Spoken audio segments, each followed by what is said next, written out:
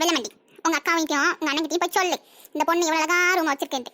இந்த பாப்பா பாத்தியா, உன்னோட சின்ன பாப்பா இவ்வளவு அழகா ரூம் வச்சிருக்கு, நீங்களும் ரூம் வச்சிருக்கீல, கண்ணா பின்னான்ட்டு ஒரு கிளீனும் பண்றது கிடையாது. அங்கங்க குப்பை போட்டு வச்சுக்கிட்டு பாட்டிலுக்கெல்லாம் இதுங்களும் உருண்டுகிட்டு கிடக்கும். அது வந்து பிரிமா, அது அக்கா கிட்டே அண்ணா கிட்டே நான் சொல்லிடுறேன். சாமி கண்ணே என்ன பண்றமா? ஹலோ ஆண்டி, நீங்களா? தூங்கிட்டேன். சரிம்மா சரி, பரவாயில்ல இருக்கட்டும். ரூம் இவ்வளவு நீட்டா வச்சிருக்கேன், அதனாலதான் தூங்கிட்ட போல. பிள்ளை பாவம் களைச்சு போய் தூங்கிடுச்சு. இல்ல ஆண்டி இல்ல, நான் இந்த ரூம் எல்லாம் கிளீன் பண்றதே இல்ல. அதுக்கெல்லாம் ஆள் வச்சிருக்கோம் ஆண்டி, அவங்க தான் கிளீன் பண்ணுவாங்க. எனக்கு இந்த வேலையெல்லாம் இல்ல ஆண்டி. ஓஹோ, இதான் சங்கதியா?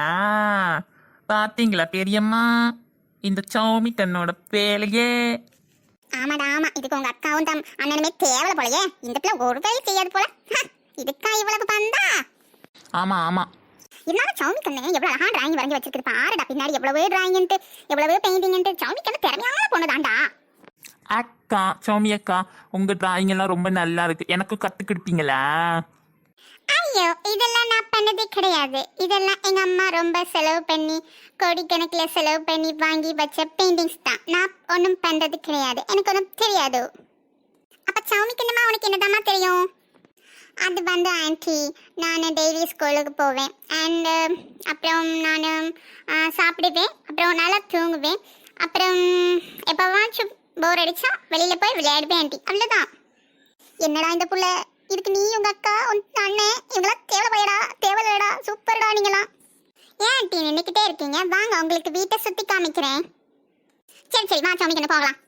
ஐயோ மறந்தே போயிட்டேன் ஆண்டி, எனக்கு இந்த வீட்டில் என்ன ரூம் எங்கே இருக்குது எதுவுமே தெரியாது ஆண்டி. எனக்கு என்னோட ரூம் அப்புறம் ஹால் அது மட்டும் தான் தெரியும் ஆண்டி.